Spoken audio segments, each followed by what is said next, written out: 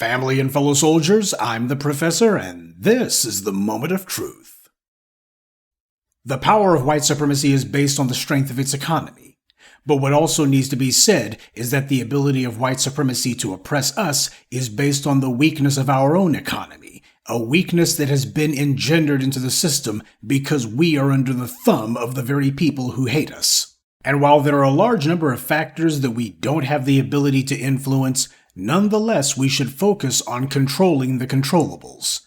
And that starts with controlling where we spend our money. The biggest single obstacle we have internally to the rise of black empowerment are these stealth operatives for white supremacy. We have a large number of people within the black community who are doing everything that they can to undermine black group economics. Negroes who make it a point to spend their money with anyone and everyone except for black people. In fact, they go beyond that. They try to find people who abuse them because they're black, and let's go ahead and spend our money with them. You know, this is how you get people like Oprah Winfrey complaining about how she went to the Prada store or to Gucci or wherever, and next thing you know, she's saying, oh, they were following me around the store and treating me like I was a criminal. Yeah, why are you going to these people in the first place? Why are you spending money with them? Because they think it's cute. And she's not alone. I went by the mall and I saw some black women at the nail salon, but it wasn't one that was owned by a black woman. It was a cheap little spot, you know the type. Why is it that we have so many black people who are determined to spend money with people who don't respect us and who have not and will not do business with us on anything? You go to any other community and they don't have black people doing anything for them other than being customers. That's where the interaction begins and ends. Black people make and do so many things that are readily monetizable and marketable. Yet when we look up, we see everyone else trying to reverse engineer their own version of what we created, and then sell our own ideas back to us. With everyone else, it's about building brand equity. It's about building up their brand, giving it value. But when it comes to things that black people make, the goal is to devalue it, circumvent it, and give money to whatever knockoff competitor there is. When black people create things, our brands are of as good a quality as anyone else, if not better.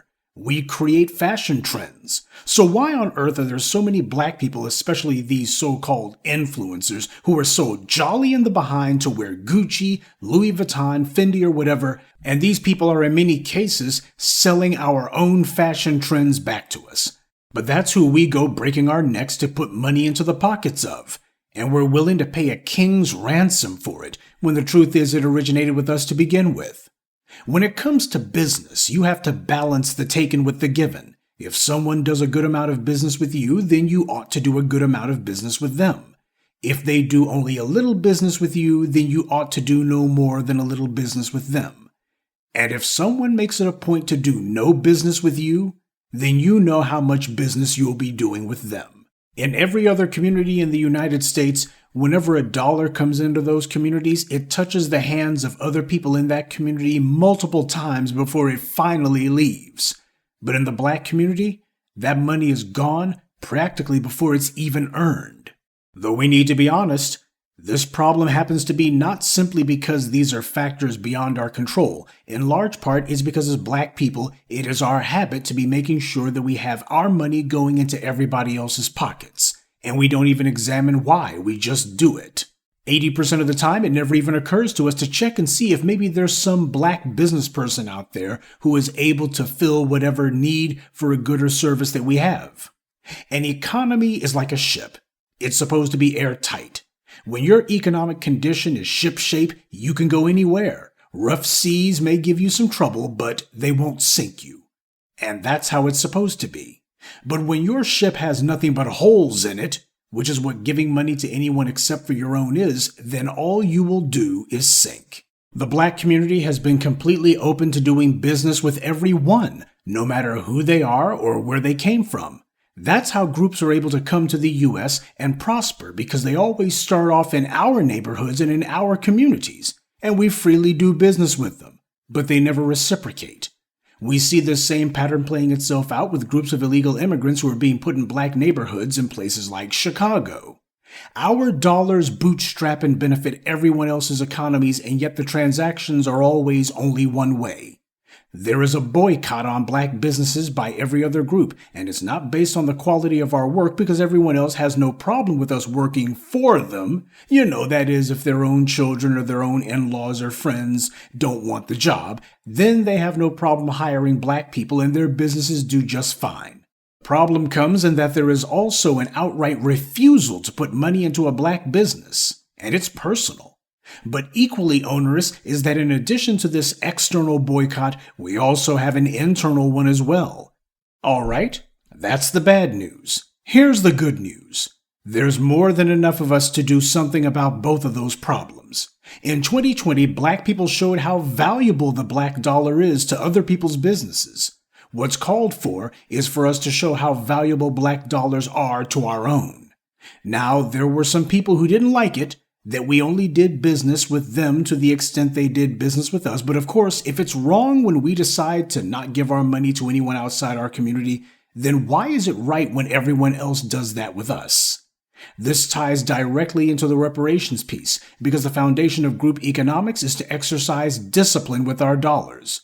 And what is discipline? As the U.S. Army defined it, discipline is when you put the goals of the organization ahead of your own personal wishes. The expediency, or rather laziness, that most black people exercise when it comes to where they do business and where they spend their dollars is at the heart of the matter. Too many of us have an excuse or a lie ready for every day of the week as to why it's okay for us not to do business with other black people. And that kind of Negro will endure any amount of abuse and even physical harm in their efforts to patronize everyone else except for black people. While it's a shame to see black people being discriminated against at clothing stores or to read about some story about being beat up at a nail salon, the truth is those black people already knew what kind of treatment they could expect to receive. They had a choice of where to spend their dollars, and they chose to spend their money for terrible service. Black people who make it a point to patronize everyone except for other black people usually don't have anything going for themselves. That's why they think so little of being abused and disrespected, just to be able to support every economy out there except for black people's. It's a form of self-hate. But it's not some victimless crime to put money into the hands of people who don't respect you. They see you as a fool, not a loyal customer. You teach people how to treat you, and when you make people who abuse you rich, no matter how much they harm you, then what you're teaching them is that you like being taken advantage of. More than a few problems we face could be greatly alleviated, including much of the lack of respect that we get if we decided that we were going to do business with other black people. It's like I've always told you, if you want to be popular, then just tell everyone else yes. Whatever they say, just say yes to it and people will like you. But on the other hand, if you want to be respected, then you have to start learning to say no.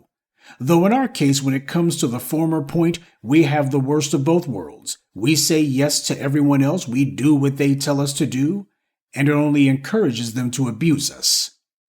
Business is an exchange, but good faith interactions require that both parties respect one another. Respect is what has to come first. If you're not exactly sure what black businesses there are near you, then make it a point to find out. And if you're a black business, then sharpen your skills, put the word out, and make sure your presentation is on point so you can provide the level of service and products that black people deserve. It's time to break the economic embargo on black American businesses, once and for all. Good day, and be one. I'd like to take a moment to mention some of our contributors: Yolanda Sapp, David Butler, Antonio Daniels, Nancy, and Asfayo Dingasquayo. Salute to them and thank you to everyone for listening, liking, and sharing this message. Black empowerment only exists because of you.